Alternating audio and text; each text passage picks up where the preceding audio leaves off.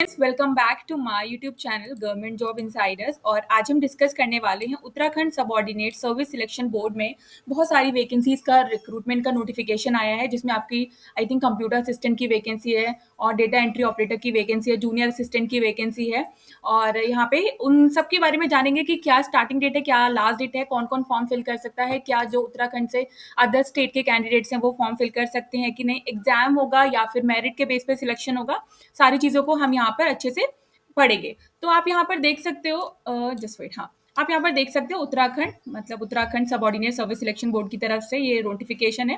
Data entry operator, computer सहायक, सह स्वागतकर्ता, कनिष्ठ सहायक, स्वागती, मेट, कार्य पर्यवेक्षक, आवास निरीक्षक, ये सारी रिक्रूटमेंट है। स्टार्टिंग डेट जो है आपकी 11 अक्टूबर से स्टार्ट हो चुका है, लास्ट डेट आपकी 1 नवंबर है। और बात करें संशोधन यानी कि आपकी मॉडिफिकेशन की डेट, वो 5 नवंबर से लेके 8 नवंबर के ड्यूरेशन में ओपन रहेगी। इसमें आप जो है मॉडिफिकेशन कर सकते हैं। एग्जाम जो होगा वो होगा आपका 2025 जनवरी, ठीक है, 19 जनवरी 2025 में इसका एग्जाम भी होगा। इसकी डेट इन्होंने पहले से यहाँ पे मेंशन कर रखी है।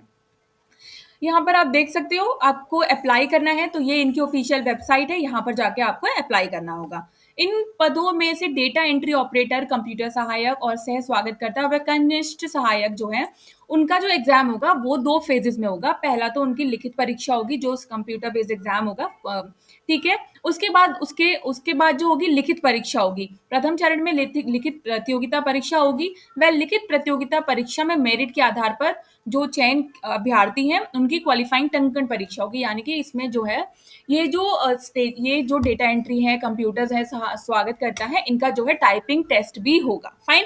जो लोग मेरिट के आधार पर जिनको चयन किया जाएगा उनका जो है टंकण परीक्षा होगी। यहाँ पे एग्जाम जो है ऑफलाइन या ऑनलाइन किसी भी मोड में हो सकता है।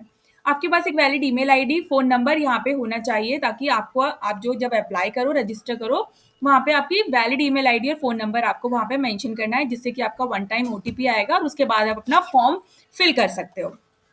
बात करते हैं पदों के विवरण की, तो आप देख सकते हो जैसे डेटा एंट्री ऑपरेटर्स की वैकेंसी को आप देख सकते हो यहाँ पे। जैसे आप देखो डेटा एंट्री ऑपरेटर में अनारक्षित, आरक्षित, SC ST आप देख सकते हो, एक है यहाँ पे 2 है, तो टोटल वैकेंसीज यहाँ पे। वेतन की बात करें तो 29,000 से 92,000 आयु सीमा भी यहाँ पर दे रखी है। उत्तराखंड विद्यालय शिक्षा एवं परिषद की इंटरमीडिएट परीक्षा या सरकार द्वारा उसके समकक्ष मान्यता प्राप्त कोई परीक्षा उत्तीर्ण हो। कंप्यूटर पर हिंदी टंकण में न्यूनतम 4,000 की डिप्रेशन प्रति घंटा की गति एवं जो MS ऑफिस है उसका ज्ञान होना चाहिए। फाइन। तो उसके बाद अधिमानी आहर्ता, इन बातों के समान होने पर सीधी भर्ती के मामले में ऐसे अभ्यर्थी की सेवा में अधिमान दिया जाएगा जिसमें प्रादेशिक सेना या निम्नतम 2 वर्ष की अवधि तक सेवा की हो या राष्ट्रीय कैडेट कोर BCSC प्रमाण पत्र किया हो। फाइन। तो उसके बाद यहाँ पे सारी जो डिटेल्स हैं वो अच्छे से इन्होंने दे रखी हैं। तो एक बार मैं आपसे यही कहूंगी कि सारी यहाँ पे पोस्ट वाइज यहाँ पे वेतन कितना मिलेगा, कितनी आयु है, क्या उसकी क्वालिफिकेशन है, वो सारी जो है यहाँ पे इन्होंने दे रखी है। कनिष्ठ सहायक की बात करें, उसके बाद कनिष्ठ सहायक के बाद यहाँ पे पदनाम देख सकते हो, उसकी जो सैलरी है वो भी इन्होंने यहाँ पे मेंशन की हुई है। पूरा जो सैलरी है वो आपकी 21,000 से 69,100 तक है, 18 से 42 वर्ष तक। फाइन। उसके बाद आपका कनिष्ठ सहायक ये है। उसके बाद कनिष्ठ सहायक दूसरे पद है, उसके बाद कनिष्ठ सहायक जिसमें कुल पद आपके 3 हैं। तो ये सारी डिटेल्स यहाँ पे इन्होंने अच्छे से पूरा दे रखी है। डेटा एंट्री ऑपरेटर और कनिष्ठ सहायक उसके बारे में है, कितनी वैकेंसीज हैं, तो वो सारी डिटेल्स हैं यहाँ पे। और एक स्वागत करती कि आपको टोटल 5 पोस्ट हैं। यहाँ पर आप देख सकते हो 21,000 से 69,100 यहाँ पे है। अब अराजपत्रित स्थायी अस्थायी अंशदायी पेंशन युक्त पद का स्वरूप होगा। तो आई थिंक यहाँ पे मुझे ज़्यादा चीज़ें बताने की ज़रूरत नहीं है। वो आप जिस भी पोस्ट के लिए अप्लाई करोगे आपको यहाँ पे एक बार इनका नोटिफिकेशन देख लेना है कि यहाँ पे जो है क्या आपको एलिजिबिलिटी होनी चाहिए। आपको टाइपिंग भी आनी चाहिए, क्योंकि यहाँ पे 4,000 वर्ड्स यहाँ पे लिखने पड़ेंगे आपको प्रति घंटा। जो की डिप्रेशन है यहाँ पे जो बोला गया है वो भी आपको देर करना पड़ेगा। उसके बाद बात कर लेते हैं कि सिलेक्शन प्रोसीजर क्या होगा। लिखित परीक्षा का पाठ्यक्रम व उत्तर की प्रतिक्रिया, MCQ ऑब्जेक्टिव टाइप क्वेश्चन होंगे, 2 घंटे की होगी, जिसमें पद की शैक्षिक अहर्ता से संबंधित यानी कि आप जिस भी पोस्ट के लिए फिल करोगे उससे आपका एग्जाम होगा, MCQ होगा। सामान्य व OBC अभ्यर्थियों को 45% स्कोर करना पड़ेगा। यहाँ पे 100 का 45% अप्रोक्स आपको यहाँ पे स्कोर करना पड़ेगा, ठीक है। अनुसूचित जनजाति जाति को 35% यहाँ पे लाना होगा।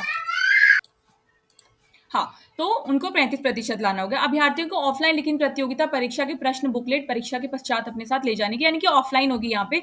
ऑफलाइन लिखित में ओएमआर शीट आपको दी जाएगी, उसमें 3 प्रतियों ट्रिपलेट में होंगे। लिखित प्रतियोगिता की समाप्ति के बाद आप जो आपको आंसर शीट है वो सबमिट करनी पड़ेगी और क्वेश्चन बुक आप अपने साथ ले सकते हो।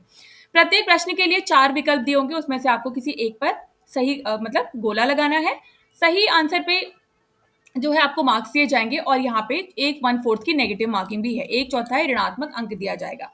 यदि अभ्यर्थी किसी एक प्रश्न का एक से ज्यादा उत्तर देता है, माना यदि अधिक उत्तर देता है, इसे गलत माना जाएगा। फाइन, ये तो आपको पता ही है, आपको सिर्फ एक सर्कल करना होता है। ओएमआर शीट में व्हाइटनर का उपयोग नहीं करना है, विकल्पों खुरेचना कटिंग ये सब जो है नहीं करना है। यदि कोई अभ्यर्थी अपनी ओएमआर शीट में गलत रोल नंबर अथवा बुकलेट सीरीज अंकित करता है या कुछ भी ऐसा अंकित नहीं करता है तो उसकी ओएमआर शीट का मूल्यांकन नहीं किया जाएगा। तो सारी डिटेल्स यहाँ पे बहुत अच्छे से फिल करनी है आपको। फाइन, क्योंकि अगर एक भी मिस्टेक होगी तो आपका कैंडिडेचर वहां पे रिजेक्ट हो जाएगा। ऑनलाइन लिखित प्रतियोगिता परीक्षा होने की स्थिति में प्रश्न पत्र व दिए गए उत्तर विकल्प अभ्यर्थी को उपलब्ध कराए गए मॉनिटर कंप्यूटर टैब पर ही प्राप्त होंगे। फाइन, लिखित प्रतियोगिता परीक्षा में प्राप्त अंकों के आधार पर यहाँ पे मेरिट लिस्ट तैयार की जाएगी। 2 या 2 से अधिक अभ्यर्थियों के समान अंक जिनके होंगे उनकी आयु के आधार पर उसको वरिष्ठता पे निर्धारण किया जाएगा। आयु के समान होने पर भी अंग्रेजी वर्णमाला के क्रम से अभ्यर्थियों के इनके अल्फाबेटिकल ऑर्डर में यहाँ पे चूज किया जाएगा। सभी उप पदों की आयु गणना की निश्चित तिथि 1 जुलाई 2024 है, यानी कि आप जो अपनी डेट कैलकुलेट करेंगे, अपनी एज जो कैलकुलेट करेंगे वो 1 जुलाई 2024 तक यहाँ पे कैलकुलेट करेंगे। फाइन, परंतु यह है कि उत्तराखंड राज्य के अनुसूचित जाति जनजाति पिछड़ा वर्ग के अभ्यर्थियों को यहाँ पे जो है संख्या 1399 दिनांक 21 मई 2005 द्वारा अधिकतम आयु में 5 वर्ष की, यहाँ पे एससी को आपको पता ही है, एससी एसटी को 5 ईयर्स का मिलता है, ओबीसी को 3 ईयर्स का मिलता है, तो वो यहाँ पे दिया गया है। उसके बाद उत्तराखंड लोक सेवा आयोग की परिधि के समूह ग सीधी भर्ती के पदों पर अभ्यर्थी का उत्तराखंड का होना इंपॉर्टेंट है, उत्तराखंड का डोमिसाइल होना चाहिए, उत्तराखंड का निवासी होना चाहिए। उत्तराखंड लोक सेवा आयोग की परिधि के बाहर समूह ग के सीधी भर्ती के पदों पर भर्ती हेतु आवेदन करने के लिए वह अभ्यर्थी पात्र होगा जिसने अपनी हाई स्कूल व इंटरमीडिएट अथवा इनके समक्ष स्तर की शिक्षा उत्तराखंड राज्य में स्थित मान्यता प्राप्त संस्थानों से उत्तीर्ण की हो। फाइन, तो उत्तराखंड की लोक आयोग की परिधि के बाहर, यानी कि अगर आप उत्तराखंड से बाहर समूह ग की सीधी भर्ती के लिए पदों पर आवेदन करते हैं तो वह अभ्यर्थी पात्र होगा जिसने अपनी हाई स्कूल एवं 10th मीडिएट अथवा इसके समकक्ष स्तर पर उत्तराखंड राज्य से आपने की हो। फाइन, तो आप ये समझ गए होंगे। उसके बाद ऐसे अभ्यर्थी जो उत्तराखंड राज्य की सेवाओं में इतर अन्य सेवाओं में कार्यरत हैं, ये कुछ डेटा है, ये उनके बारे में। राष्ट्रीयता आपको पता है, नेशनैलिटी के बारे में, चरित्र कैरेक्टर, उसके बाद वैवाहिक परिस्थिति। शारीरिक अभ्यर्थी की सेवा में किसी भी पद पर नियुक्त नहीं किया जाएगा जब तक कि मानसिक और शारीरिक दृष्टि से उसका स्वास्थ्य अच्छा ना हो और वे किसी ऐसे शारीरिक दोष से युक्त ना हो जिससे अपने कर्तव्यों और दक्षता पूर्वक पालन करने में, ठीक है। तो मेडिकल, यहाँ पे मेडिकल भी आपको फिट होना होगा। उसके बाद ये आरक्षण दे रखा है यहाँ पे, वो एक बार आप देख लीजिएगा। भूतपूर्व सैनिक हैं या फिर जो डिपेंडेंट्स हैं, जो उत्तराखंड स्वतंत्रता सेनानी हैं, यहाँ पे अगर आप ओलंपिक गेम्स वगैरह भी आपने खेला है तो उसके लेवल पे आपको यहाँ पे जो है आरक्षण यहाँ पे दिया जाता है। फाइन, एशियन गेम्स खेला है, ओलंपिक्स आपने खेला है। सबसे पहले आपको रजिस्ट्रेशन करना है, वहाँ पर्सनल डिटेल्स फिल करनी है, then qualifications other details fill करनी है, फोटो सिग्नेचर अपलोड करना है, पेमेंट करना है और उसका प्रिंट निकाल कर रख लेना है। फाइन, कोई भी इशू हो, फोटो फोटो क्या यहाँ पे आप देख सकते हो, रंगीन फोटो लगानी है जेपीजी में।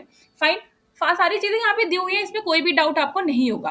कोई प्रॉब्लम है, कोई इशू है तो आप यहाँ पे chyanayog@gmail.com पर इनको मेल भी कर सकते हैं। फाइन, तो आई होप आपको, हाँ, अनरिजर्व और उत्तराखंड की ओबीसी को 300 रुपए पे करने हैं, एससी एसटी ईडब्ल्यूएस उत्तराखंड के 150 रुपए, दिव्यांग को 150 रुपए, और अगर आप ऑर्फन है तो आपको कोई भी फीस यहाँ पे नहीं करनी है। उसके बाद ये कुछ इंपॉर्टेंट इंस्ट्रक्शंस है फॉर्म फिलिंग के लिए, तो आप एक बार इनको पढ़ लीजिएगा। सिलेबस की बात करें तो यहाँ पे नोटिफिकेशन में सारा सिलेबस मेंशन्ड है, जैसे इंटर स्तरीय सामान्य प्रश्न पत्र में हिंदी में क्या क्या आपको आने वाला है, हिंदी संरचना, पूरा यहाँ पे सिलेबस भी यहाँ पे अच्छे से दिया हुआ है। सामान्य ज्ञान में आपको अशाब्दिक मानसिक योग्यता परीक्षा, इस भाग में पूछे जाने वाले प्रश्नों का उद्देश्य विभिन्न नवीन परिस्थितियों को समझने, उनके विभिन्न तत्वों का विश्लेषण कर पहचानने, तर्क वितर्क, ठीक है, सामान्य ज्ञान एवं या सामान्य अध्ययन, मानसिक योग्यता एवं तार्किक शक्ति, ये पूरा का सिलेबस यहाँ पे मेंशन किया हुआ है। फंडामेंटल्स ऑफ कंप्यूटर्स का भी होने जो है इसमें सिलेबस आएगा, तो वो सारी चीजें आपको यहाँ पे पता होनी चाहिए। हिस्ट्री में क्या क्या आपसे पूछ सकते हैं, हिस्ट्री का सिलेबस है, भारत का भूगोल, यानी कि ज्योग्राफी, इंडिया की और वर्ल्ड की ज्योग्राफी, राजनीतिक विज्ञान यानी पॉलिटिकल साइंस यहाँ पे है। तो सारा सिलेबस भी यहाँ पे अच्छे से मेंशन किया गया है।